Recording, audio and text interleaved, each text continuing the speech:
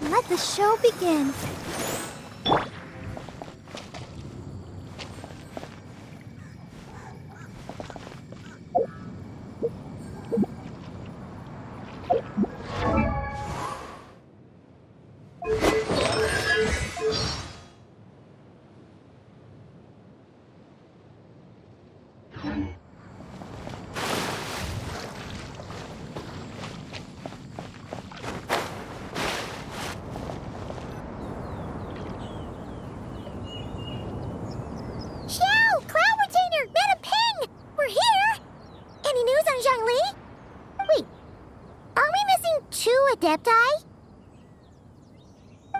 Well, Shenyun banned Mountain Shaper from Mount Outsong for 3 days.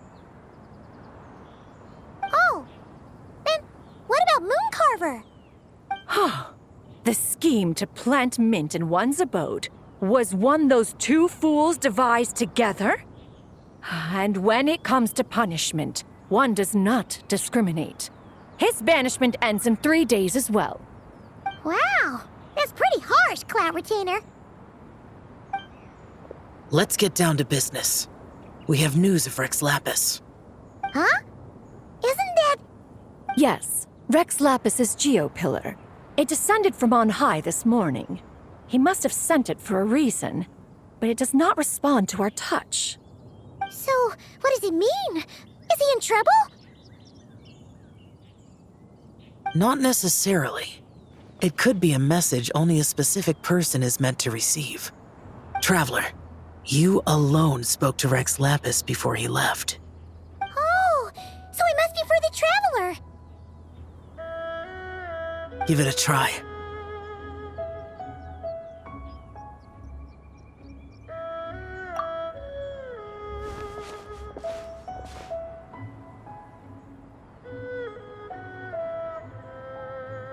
Come to the spring on Mount Qingse. I have left an entrance for you.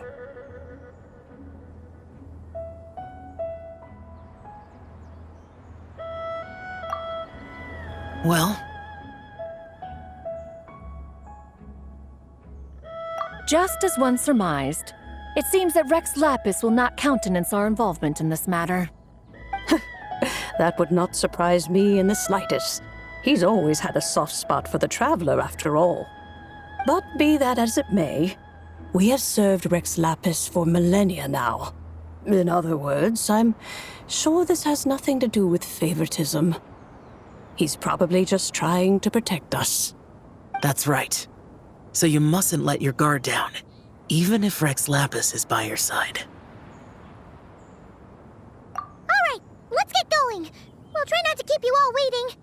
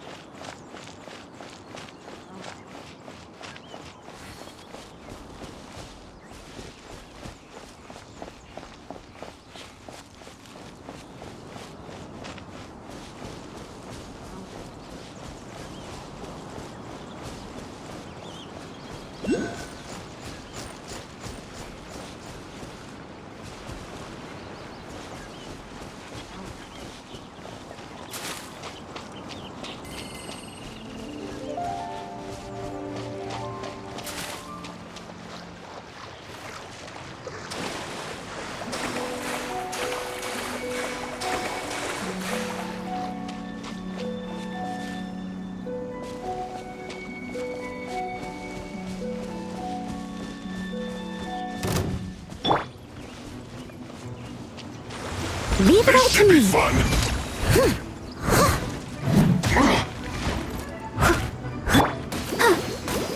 Let's dance. Time to fulfill my duty.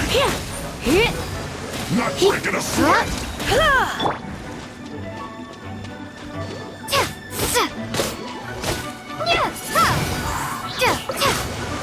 This should be I must fun. leave no stone unturned.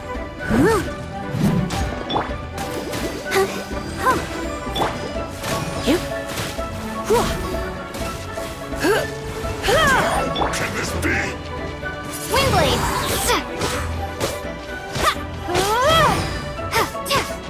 My work finished.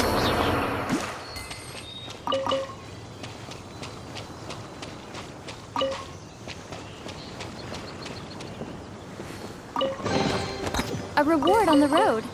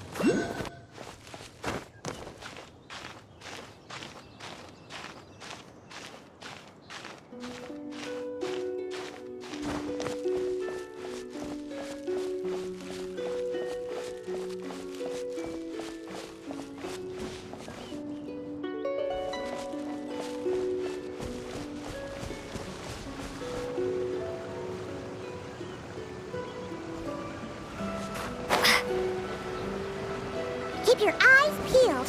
He should be around here somewhere. I'll protect us. Leave it all to me.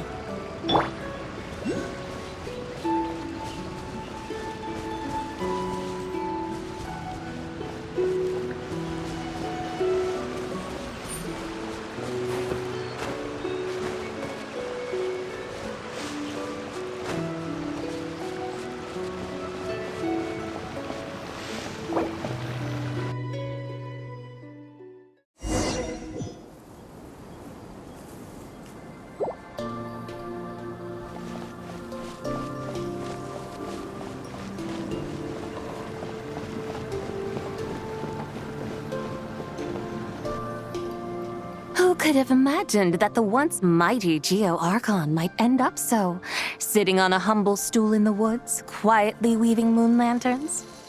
You really do look like an old man now. This is a Shao lantern, not a moon lantern. In ages past, when the gods waged war and the world was in turmoil, these lanterns were lit to guide fallen warriors back to their homes. Had you tarried in the mortal realm for but a little while longer, you might have become quite accustomed to them. Even so, it bears such a striking resemblance to the moon lanterns they used to offer up to the heavens. Could this truly be mere coincidence?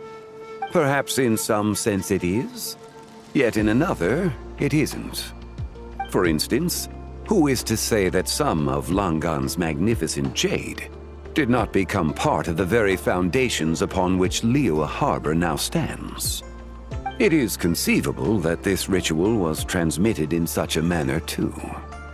Now, let's not let ourselves get carried away. For all its splendor, do not forget that, in the end, even Langan could not escape its heaven-sent fate. Alas, it is just a pity that the little creatures of this world may never again lift their eyes to the moon, even should misfortune befall them. But you, Geolord, now that you rule this realm, why take the trouble, not to mention the risk, to visit one who bears such profound guilt as I? Are you not afraid that you might be sullied by the curse of time that was laid upon me? There is no risk to speak of. At least, not in comparison to that which you took when you defied the heavens all that time ago. As I have stated, time and again, it was not I who defied the heavens. Geolord, the ancient affairs of Langan have nothing to do with me, for I am but one of her deadly selves, severed before her demise. My name is not Zebai, but Zichao. Surely you did not take us for one and the same solely on the basis that we may all assume the form of white horses? Sorry to break it to you, but you seem to have found yourself the wrong white horse. Anyway, do tell me, what urgent matter brings you here? Very well then. I have come to ask for Zebai's shade. Oh? So, the Geolord has set his sights upon Zebai's human soul. And what is it that you intend to do with it? The world outside is changing. With the new moon's birth, the confines of the shadow moon are gradually disintegrating. In other words, the heavenly soul is set to return. Consequently, strange phenomena have manifested within Langan's former domain, leading to the earthly soul's reappearance as well. The last of the trio, the human soul, is in your possession. Most intriguing. My intention is to gather all three together, so that an old friend may finally make her return. I must admit, it seems that some remarkable affairs are coming to pass in the outside world. Yet there is one thing you seem to have overlooked, Lord of Geo. Back in the day, it was you that freed me from that painting. And afterwards, I took up arms in your name. Together we first subdued Chenyu Vale, then brought peace to Mount Qingse. It was for this cause that the contract between us was made. But now that the debt has been repaid, what cause have you to expect my aid? Zebai and I have long been friends. Given not only that you were manifested from a corrupt desire within her divine form, but that you also possess a fragment of her soul, how can you purport to be the wrong white horse? I think you'll find that we are now as separate and distinct as any two beings ever were. What once shone with radiant purity has long become dust. What you see is no longer what it was. Oh, great Lord of Geo. Should this still be unclear to you, I bid you take your leave. It seems that the fault lies in my own lack of consideration. As you wish. I shall let this matter rest. Wait! One moment, if you will. Should this not be your opportunity to propose a new contract? The part where you make me an offer I simply couldn't refuse? Even those puny mortals know how to haggle when striking their bargains. Should you, the famed god of contracts, not likewise strive for success through negotiation? Come now, enough with the posturing. It's time to name your price. Very well. I had, in truth, prepared a new contract for your consideration. I knew you would not come before me unprepared. Yet, you should know that I want for nothing, for I live in the mountains, carefree and untroubled. Occasionally, I even find sport in teasing the mortals who stumble into my presence. Then why persist in telling them those ancient stories? I speak of what transpired before the sky collapsed and the earth sank into itself. That is merely my way of passing the time. And what of it? Would any believe, much less remember, the ramblings of a mountain hermit? Those tales have long since spread throughout the mortal realm. Who? Should my words prove insufficient, I invite you to see the world for yourself. To this end, I have found you a pair of trusty guides. The Lantern Rite is presently underway in Liyue, and should prove quite intriguing for you. So this, then, is the contract you have prepared for me? Indeed it is. Think of it as a contract for a one-day festive excursion. Surely you do not hope to offer this in exchange for Tsubai's shade. The foundation of my very existence for a little excursion seems a little steep, wouldn't you say? Why not see for yourself? You can always decide afterwards. The final determination, of course, shall rest with you. Is that so? Then perhaps this deal might not be entirely off the table after all. Where then are these guides of which you speak? Hey, it's Xiangli! Oh, we've been looking for you everywhere. We thought you might have gone missing. You're here. So these are my guides. Well, well. They certainly look the part, I'll give you that. Guides? Oh, you poor innocent little creatures. The benevolent Lord of Geo has sold you to me, which means that for the rest of this day, you belong to me. Sold us to you? Just what have you gotten us into, Xiangli? The situation is not quite as dire as that would sound. I ask only that you accompany my Adeptus friend on a tour of Liyue. I would suspect that depends on how well you entertain me. Entertain you? Let us start with this Liyue harbor of which I have heard so much. Nowhere is quite so fascinating as a place teeming with little mortals. How come this Adeptus sounds so different from what Paimon imagined? Okay, we'll take care of it.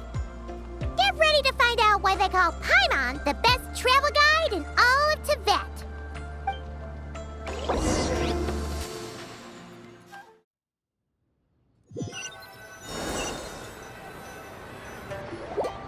Look! We've arrived at Liyue Harbor. Not only is it Tibet's busiest port, it's also the beating heart of Liyue. So, dear Madam Adeptus, where would you like to go first? With humble fare and wine to sip, in comfort clothed and soul at ease, one eats, and all the heart's ills cease. So we're heading straight for the good stuff? Well, you're in luck, because Paimon's an expert when it comes to food. There are two main cooking styles in Liyue. Li cuisine, which is all about mountain delicacies, and Yue cuisine, which is centered on seafood. The most famous restaurants are Liuli Pavilion and Shinyue Kiosk. Oh, now Paimon's starting to drool. Guess our only option is to go try them both. 2 meals back to back. Both sound like excellent options to me. Are these the kind of establishments that most people might visit on a regular basis? Not exactly. Both Lee cuisine and Yue cuisine are known for their pricey ingredients. Definitely not what you'd call the budget options. But don't you worry about that. Just think of it as Zhang Li's little treat. Come on! Aren't you supposed to be pals with Hu Tao? I'm unsure we can afford to spend a little more of her mora at least.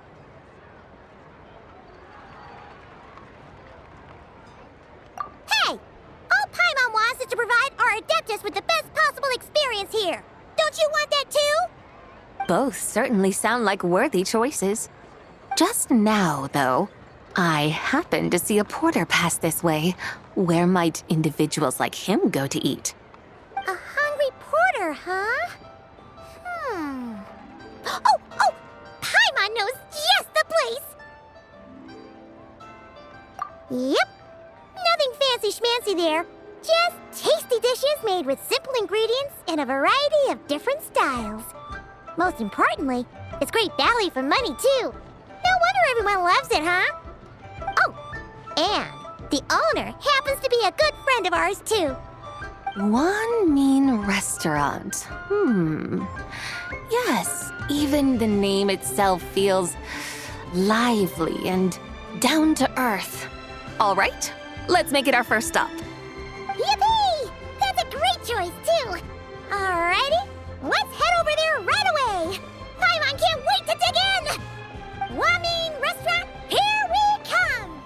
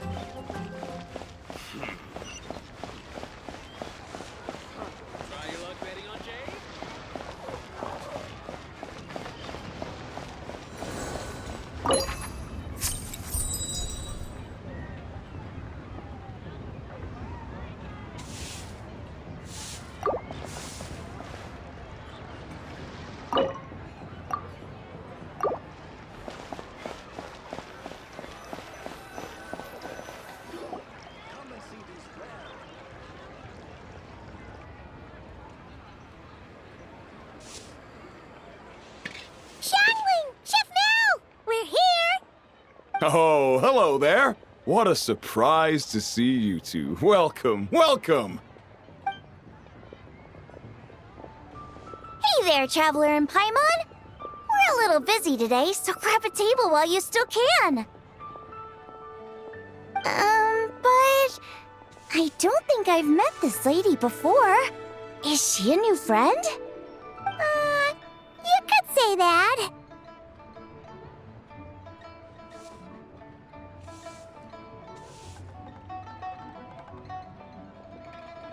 Oh, I see. Well, hey there. A friend of the Traveler's a friend of mine, too. Don't worry, we'll take good care of you. Just order whatever you want, it's on the house. By the way, I'm Zhangling. I cook here at Wanmin Restaurant. What's your name? Miss Shangling, have you ever heard of the White Horse Adeptus? Of course. What about her? I am her, and she is me. Huh? You mean you're an Adeptus? Oh, you young'uns crack me up. Come on, Xiangling. You've got to keep up with the times. Haven't you heard of cosplay? It's like a role-playing game where you dress up as famous characters and pretend to be them. Seriously, it's all the rage, and it looks like this young lady is quite the expert. Your friends sure keep their fingers on the pulse, huh, Traveler? Wow, Dad. Didn't know you were so tuned in.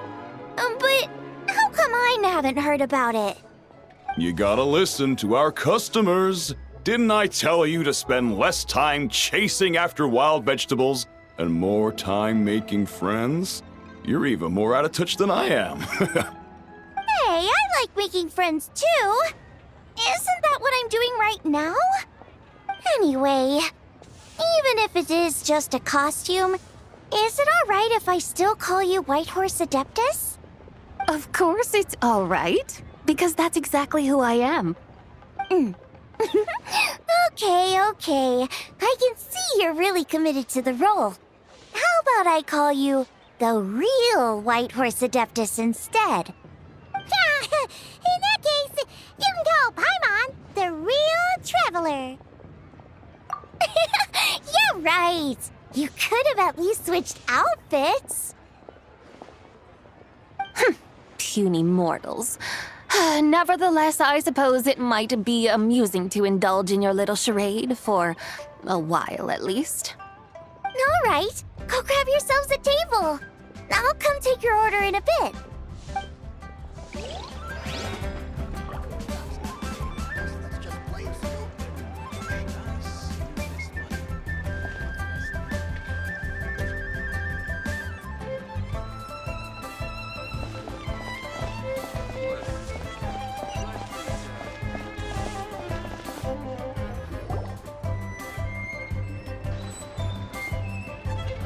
Hello.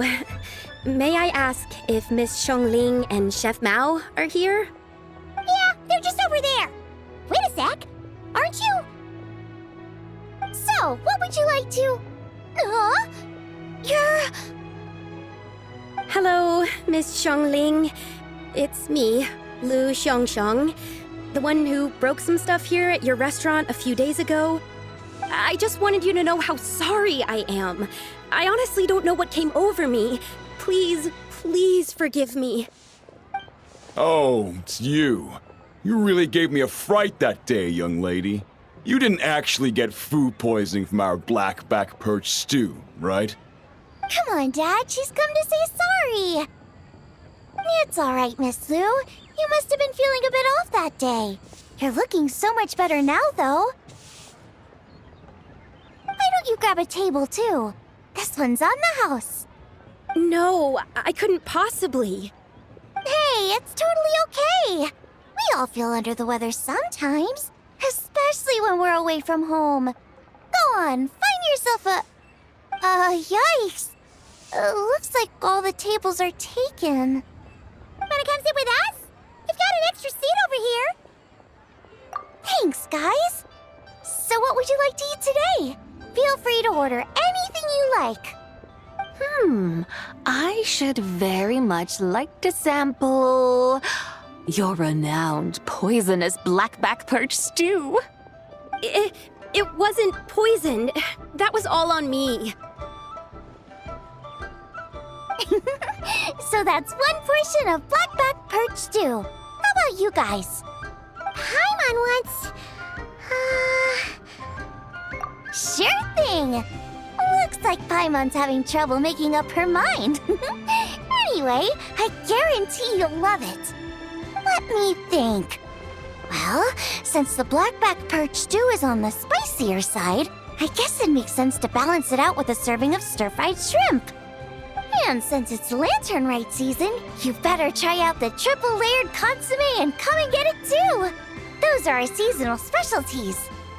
As for the carbs, since we've got a full table, how about some right at home? Along with our special chili mince cornbread buns. Trust me, you won't be disappointed. Then for dessert, I'll whip you up some Lucky Snow Delight. I just came up with it a few days ago, and I can't wait for you to try it. Wow! Sounds like quite the feast. Looks like Paimon's in luck today. Am I the only one who thinks that's way too much? Not at all. Don't worry, I know what I'm doing. And to top it all off, our star dish, Adeptus Temptation. You should know that we don't often serve this here at Wanmin Restaurant. But since this is my first time cooking for the White Horse Adeptus, I'm pulling out all the stops. Okie dokie, just sit back and relax. I'll have your dishes out in no time. Hold on. Did I just hear Miss Xiangling mention the White Horse Adeptus? You did indeed. And you're looking right at her. That's a joke, by the way. She's cosplaying. Oh, I see. Phew, almost believed you there for a moment. Tell me, little one, what business might you have with the White Horse Adeptus? It's a long story. Basically, a while back, I took part in an archaeological dig over at the chasm. While we were there, we discovered a number of relics. Our findings show that they date back to the era of Long Gone, an ancient nation whose people are said to have been the ancestors of some of the modern-day inhabitants of Chenyu Vale. And why might such matters concern the White Horse Adeptus? Because some of those relics not only seem to contain textual references to her, but even depictions of what she looked like. There have long been legends claiming that the White Horse Adeptus was a deity of that era, but there are plenty of other theories out there too. If I could just locate some more detailed records, I'm sure we'd be able to find out so much more. So you're into history? Well, to tell you the truth, I actually joined the archaeological team by sheer accident. But once I'd started down this path, I knew that I wanted to make something of myself. Recently, though, things seem to have taken a turn for the worse. I still can't believe I caused such a mess and even ended up hurting someone. Oh, so you're considering becoming a martial artist now instead? No, I mean, they weren't seriously hurt. It was just a few scratches, and they let it go after my mother compensated them. Either way, my career's pretty much over. And even though both the victim and the Ministry of Civil Affairs say they won't be pursuing the matter any further, my father says he's going to punish me according to our family rules. Family rules? Yeah, he's decided to ground me. I'll have to return to Chaoying Village after Lantern Rite, and goodness knows when I'll be allowed to leave again. Wow, that's harsh. Sounds like the kind of thing only rich, super traditional parents would do.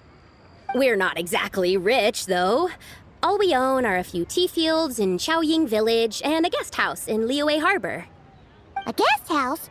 It isn't Baiju Guest House by any chance? Yep, he's my grandfather. So, you've heard of the guest house before? Small world, huh? Come to think of it, didn't Boss Lu mention something about hoping that the White Horse Adeptus would show up and let her divine power be known? Sure, but Paimon's guessing this wasn't exactly what he had in mind. Little one, it sounds to me that your family is rather well off after all. What then drew you to archaeology? Why subject yourself to such unnecessary hardships? Even if I stayed at home, there's no guarantee I'd lead a nice, easy life. Just look at my father. Recently, my grandfather put him in charge of the guest house, and he came up with a bunch of ideas right away, starting with changing its name. That didn't turn out well, though. My grandfather yelled at him for days, even calling him a bad son, and they still haven't let it go. Oh, Paimon thinks we might have heard about that too. Long story short, being dependent on others is never fun. You just end up being completely under their thumb. That's why I want to make it on my own out here, no matter how hard it is. After all, as the saying goes, to rise above others, one must endure the hardest of hardships. What's so funny about that? You poor, innocent little creatures never fail to amuse me. To think you would endure all manner of hardships in your brief time on this mortal plane, and all that merely to rise above others. I would have thought that the wiser path would be to simply roam this world as I do. Huh? Tell me, what is it that you truly delight in? Archaeology? Martial arts? Tea planting? Or perhaps the keeping of a guest house? What I delight in? Yes! Surely there must be something you don't find quite so exhausting. Whatever delights you should not feel like a burden. But do things like that really exist? Of course! Take Miss Xiangling, for instance. I defy you to detect even a hint of hardship on her face when she wields her walking spatula. So, since it seems you are resolved to tread the rocky path, you should strive with all your might to pursue that which brings you delight. You mean, like cosplay? I suppose you might say that. Looks like the White Horse Adeptus is really getting into her role. I think I get what you mean then. Maybe I should have a chat with Miss Xiangling before I head home. Okay, everyone. Sorry to keep you waiting. Here's your food. Wow. It all smells so good. Oh, finally! I get to try that famous poisonous stew. Hey, didn't you hear what Shang said? It wasn't the stew. If anyone's to blame, it's that other you. What's up? How fiercely this mortal fare burns upon the tongue!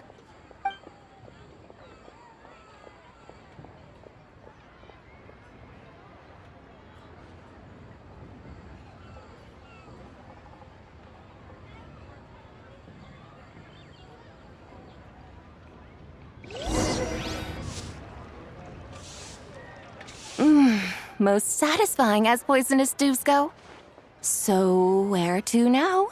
Time, I think, to seek out some diversion?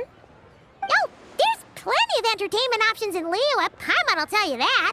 The locals like to drink tea, walk their pets, play chess, watch operas, attend storytelling performances. Storytelling performances?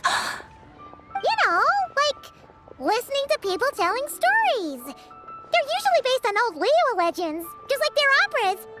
Stuff like the Divine Damsel of Devastation, Through the Eyes of a Dragon, or the Sanctification of Tao Do. What about the story of the bright moon that sits in the sky above us? Paimon doesn't think she's heard that one. Still, the moon does come up quite a lot. It's even in the name itself. The Yue in Liyue actually means moon. Since we're on the subject, you like telling stories yourself, right? Why don't we go check it out? In that case, I'll have to trouble the two of you to lead the way. Awesome! Let's go! Third round knockout, here we come!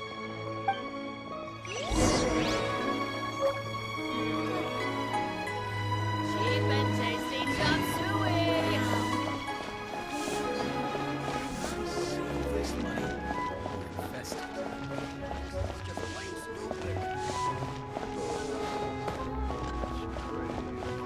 Try something new at the One Mean Restaurant.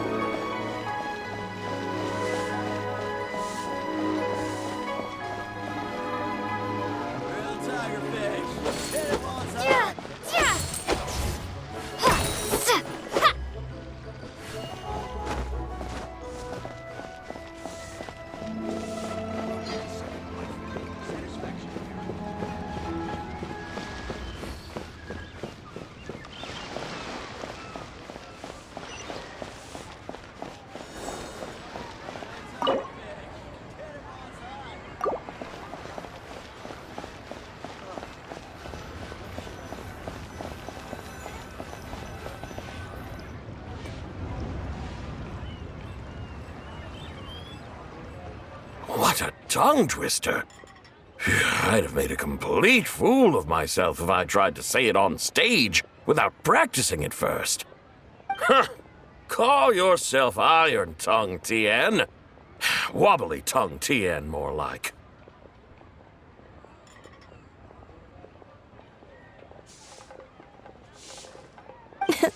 I used to have that problem a lot. But if you just take your time to grasp the meaning and commit it to memory, you'll be able to say it smoothly in no time.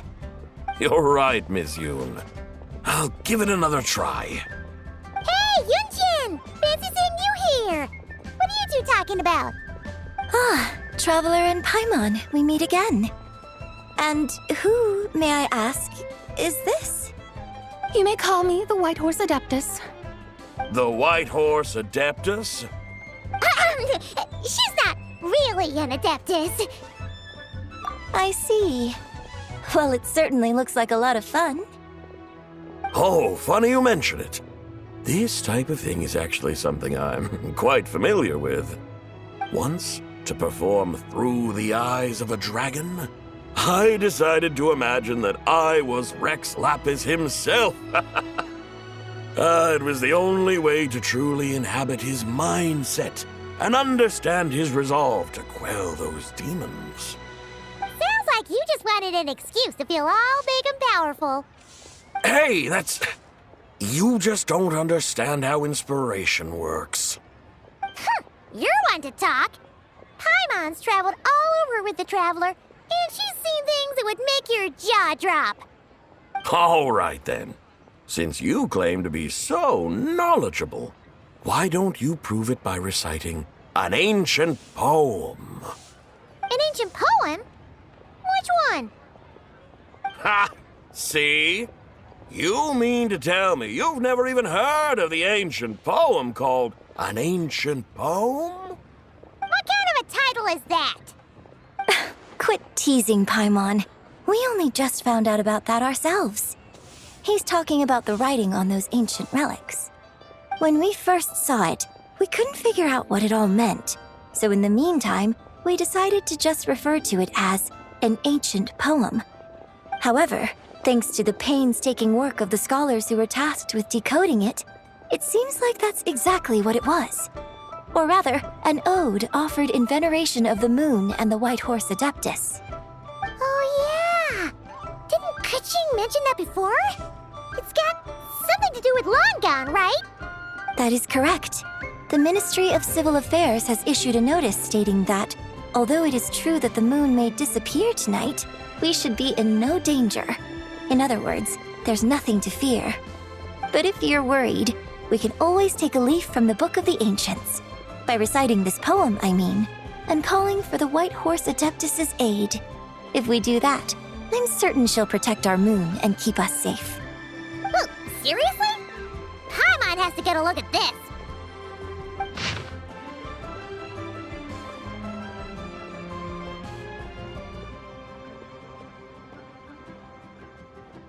Under moon eternal, in radiant night, a maiden grants silk, soft and light? What in Tivan's that supposed to mean? Under moon iridescent, in night divine, blah blah blah, something cloth so fine.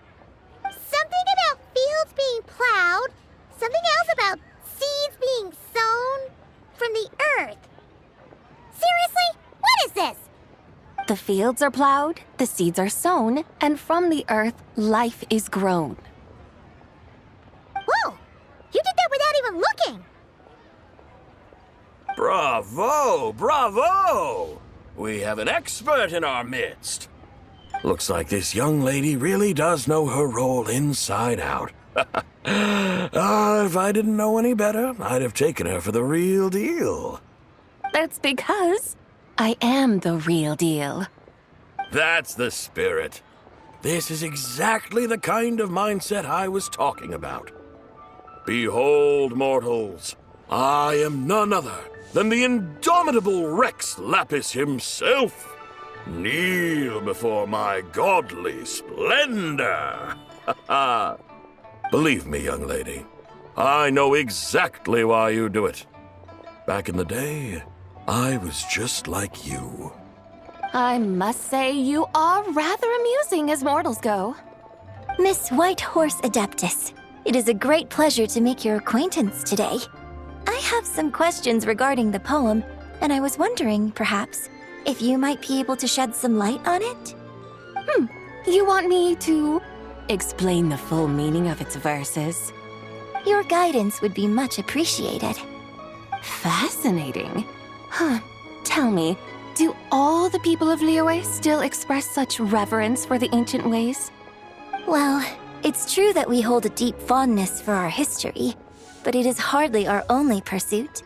One of my good friends, for instance, is even more devoted to the modern Fontanian art of rock and roll. Exactly! And don't forget, great practitioners of the role-playing arts walk among us too. People like me and you, young lady. Yes. So rather than placing too much emphasis on our reverence for the ancient ways, it might be better to say that here in Liyue, 100 passions bloom, each with a voice of its own. I see. Then, I suppose it wouldn't do any harm for me to enlighten you.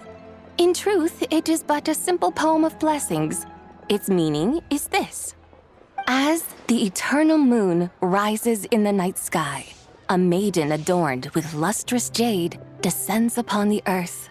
She blesses the kudzu vines and mulberry leaves, so that they may be used to make coarse cloth that is nevertheless soft, light, and comfortable to wear. As the iridescent moon rises in the night sky, a maiden adorned with lustrous jade descends upon the earth. She blesses the kudzu vines and hemp, so that they may be used to make fine, luxurious cloth. As the frost moon rises in the night sky, a maiden adorned with lustrous jade descends upon the earth. She blesses the mugwort and artemisia, so that they may be perfect for divination. So she really did come down from the moon? She shows the people how to use the plow and spade to purge the land of weeds, till the soil, and heap up the earth to make it fertile. Then with the hoe, she teaches them to sow their grain, bestowing the promise of life upon every seed. She blesses the millet and the beans, ensuring that their stalks and vines stretch forth without end. She graces the wheat and the rice, so that their heavy heads are filled with plump, glistening grain. Sounds like she's a real pro at all this farming stuff. The fruits of the field are harvested and brewed into sacred wine for honored guests. This we reverently present to the divine maiden, with every ceremonial step flawlessly observed, so that she may witness the depth of our piety and respect. Oh, divine maiden, how can your graceful presence in the sky not seem like that of a fairy descending from the heavens? Oh, divine maiden, how does your pure and radiant form not resemble the guardian spirit of our land? I send my heart's desire, ascending to the heavens, beseeching you to grant us good fortune and blessings in the coming year. Huh? So, that's what it's supposed to mean? I find myself speechless, moved beyond the power of words to convey. Oh, young lady, you have shown me the heights to which a true role player might aspire. A truly remarkable performance. I did not anticipate that anyone could unravel this poem with such depth and clarity, and so soon after the Ministry of Civil Affairs noticed, too. I'd even begun to consider myself somewhat versed in the matter, but as they say, there's always someone more knowledgeable out there. Allow me to extend my thanks to you, Miss Whitehorse Adeptus. You are far too humble, young one. I must confess, it is I who have been surprised, not only by you, but also by this Liyue harbor of the present day. Ah, so you're not from Liyue. And what, may I ask, has surprised you about it? Oh, it's nothing really. Just some old memories scattered here and there. Very well, my guides. I suppose it is time we set forth on the next part of our excursion. I'd like to go see that wharf now. What say the two of you? No problem. We'll take you wherever you want. Oh, leaving so soon? Before you go, allow me to introduce myself. I am Yunjin, director of the Yunhan Opera Troupe. May I ask your name in return? My own name is scarcely worth mentioning, but since you asked, perhaps I'll tell you the title of that poem instead. Huh? So, it isn't actually called an ancient poem? Of course not. Its real title is Odes of Long Zabai. Odes of Long Zabai. All right then, until we meet again.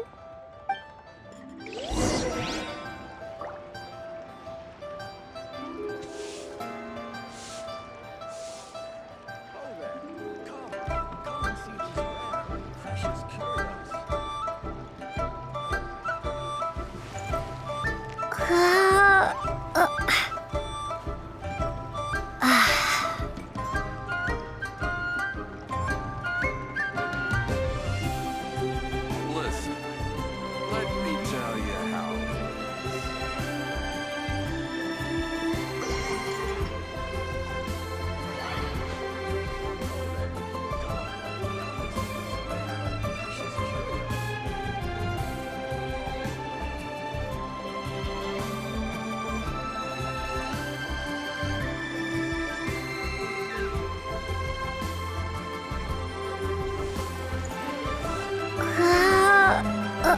Listen, let me tell you how it is.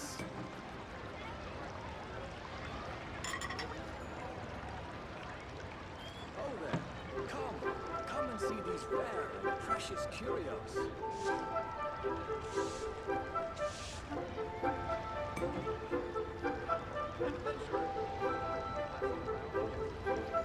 Listen, let me tell you how it is.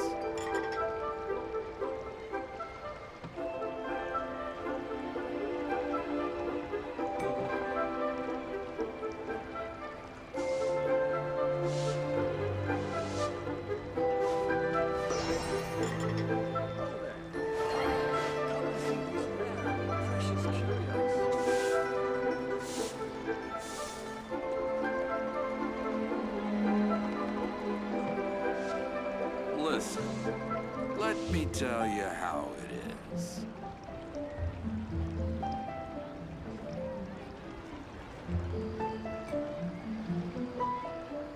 What should I try this time?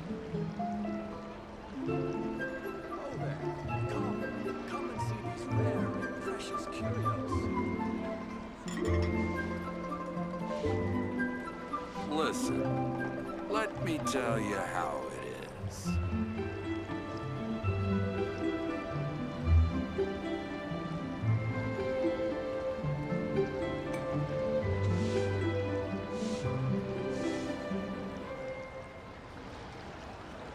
Oh there, come and see these rare and precious curios.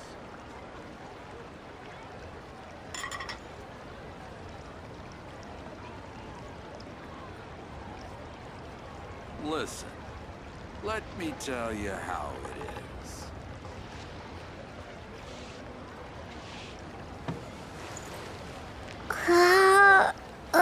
What should I try this time? Rare and precious curios.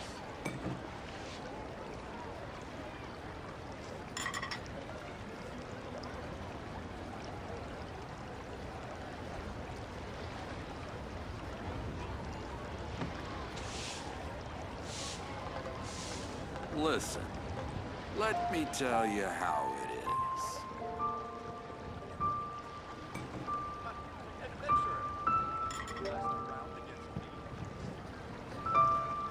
Oh there, come and see these rare and precious curios.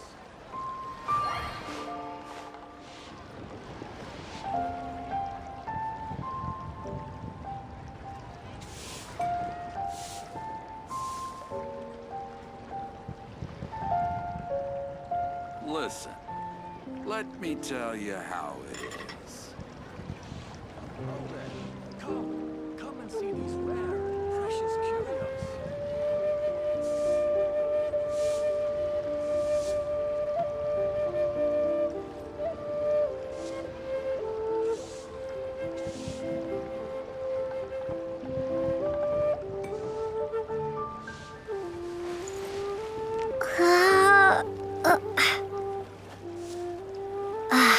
Listen, let me tell you how it is. These rare and precious curios.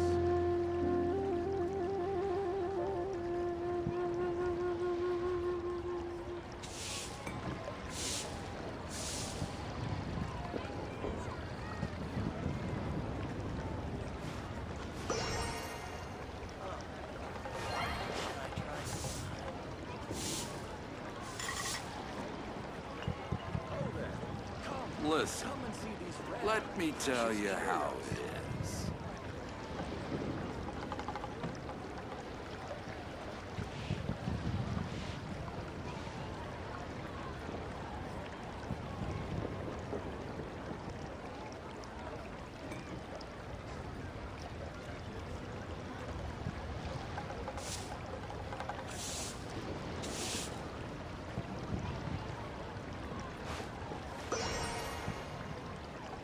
Listen, let me tell you how it is. Come and see these rare and precious curios.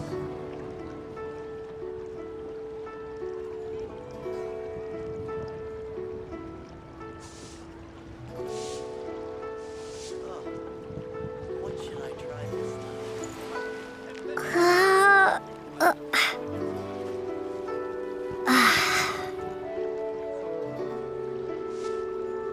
Listen, let me tell you how it is. Come and see these rare